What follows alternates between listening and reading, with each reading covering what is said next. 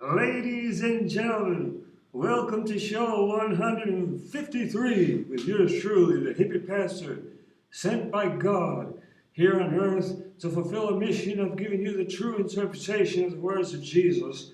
I start showing you these because this is in Isaiah, I believe it's chapter 64 or something, correct me if I'm wrong, where God compares, God says that man's righteousness, right? God's righteousness is like a clean woman's menstruous rag, never used, never been used, clean, lily, pure, and that man's righteousness is like a woman's it's like a used woman's menstruous rag, because this is the way it is. We're all sinners before the Lord. I'm a man of God. Here's the proof, in case you're wondering. Oops. Here, have a flower. Ladies and gentlemen, we're here with show 153 to clarify the words of Jesus with the true interpretation, so help me God.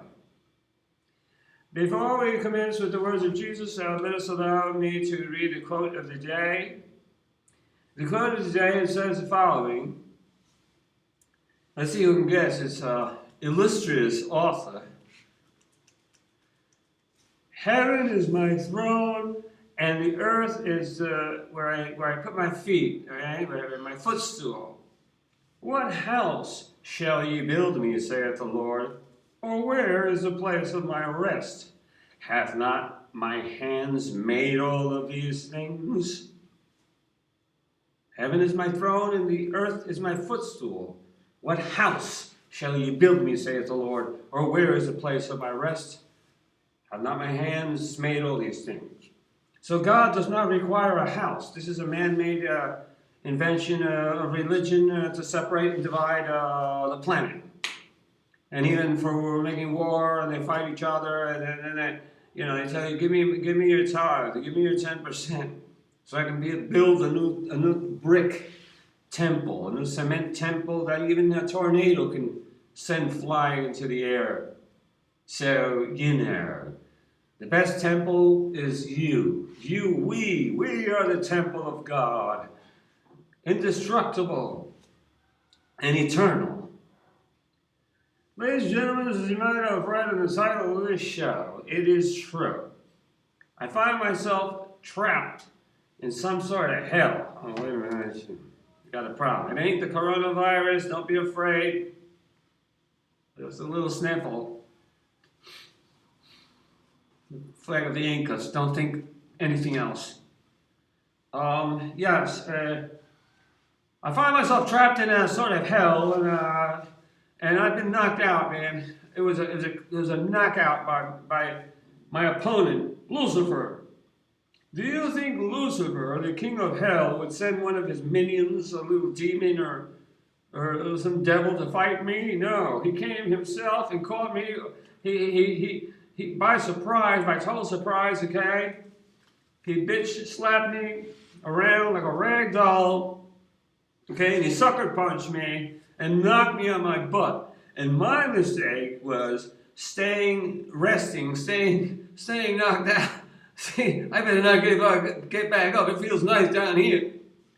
But when you get knocked out, buddy, on the ring, and you get knocked out on the floor, it is not time to stay and rest and catch your breath. It is time to pop back up like a jack in the box. Just pop right back up and get in the fray, man. Get in the fray. Well, all right, I punked out a bit, but I'm back. It's never too late to get back. Ladies and gentlemen, now allow us to continue with the words of Jesus. So we are in chapter, if I'm not mistaken, correct me if I'm wrong, chapter 25. And here's Jesus with his parables. Remember the 23, 24, 25. Oh my God, they're full of the words of Christ. Some of them have been twisted around for manipulative purposes by the religious system, the corrupt political religious system. So I'm here to clarify. Let us allow the man of steel, the man of God, the Son of God, the surfer of Galilee to speak. Here he goes. Take therefore the talent from him, and give it unto him which hath 10 talents. Okay, because one guy said that he just had he had 1 talent and he buried it because he was afraid. He had fear, like me when I got knocked down. But I learned to fight the fear, man. If I don't have fear, I don't fight. So the guy that was afraid and buried his talent in the ground, Jesus said, take therefore the talent from him, the 1 talent, and give it unto him which hath 10 talents. For unto everyone that hath shall be given, and he shall have abundance. But from him that hath not shall be taken away even that which he hath. And cast ye the unprofitable servant into outer darkness. There shall be weeping and gnashing of teeth. Okay. That's very good. That's very good. The lesson that Jesus is teaching us is to be faithful, to invest, and not to hide, not to be in fear, but to go out and take risk. Without risk, there is no gain. Even Jesus Christ knew that. So, you go out and face it and fight and get in the fray. Don't go hiding in the closet or whatever, or burying your talents. Use them and get in the battle. Okay, but then the next part where it says, and cast ye the unprofitable servant into outer darkness, there shall be weeping and gnashing of teeth. Bullshit and baloney. There shall not be no outer darkness or weeping and gnashing of teeth. We shall all be in. We shall all be included into the kingdom of love and peace. Even my opponent, Lucifer, shall be finally, like in the story of the prodigal son, which I believe was meant for him, will join the party, and the entire creation will the universal reconciliation, that's what they call it, where everything will be back to the way it was, and Adam and Eve, the birds and the bees, Hey, it's too hot in here. Let me take off some of these. So the thing is that there ain't going to be no fire, eternal fire. That is the most ridiculous and stupidest story. And every time I come across it in my studies of the words of Jesus, I'm going to repeat this as many times as that baloney comes across where it says that there's going to be eternal fire. What kind of God is going to sit on his throne and enjoying himself, getting his thrills by watching people burn in literal flames for eternity?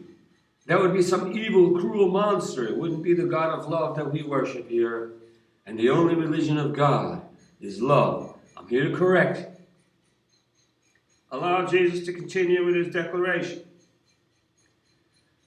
Now, when the Son of Man shall come in his glory, and all the holy angels with him, then he shall sit upon the throne of his glory, and before him shall be gathered all nations, and he shall separate them one from another, as a shepherd divideth his sheep from the goats.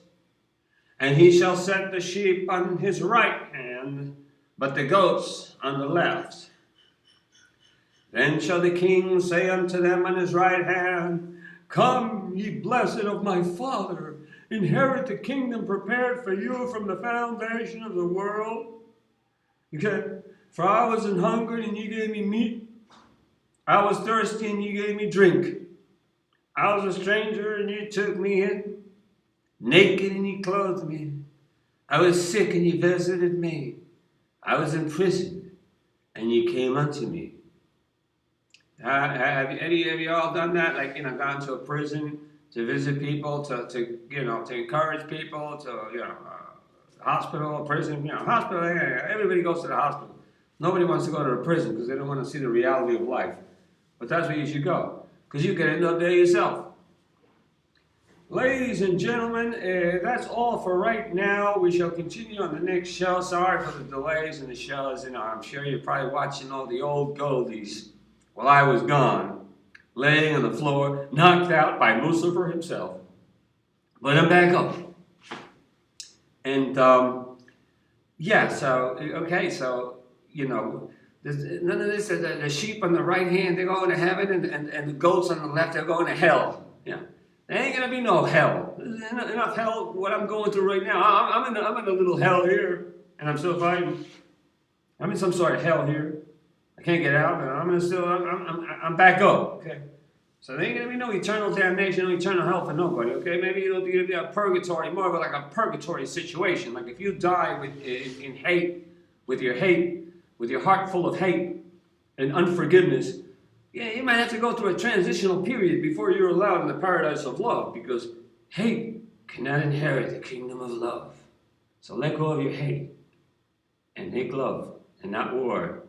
In Jesus' name I pray. I thank all you all. Be blessed with the blessing that God gives me to give unto you.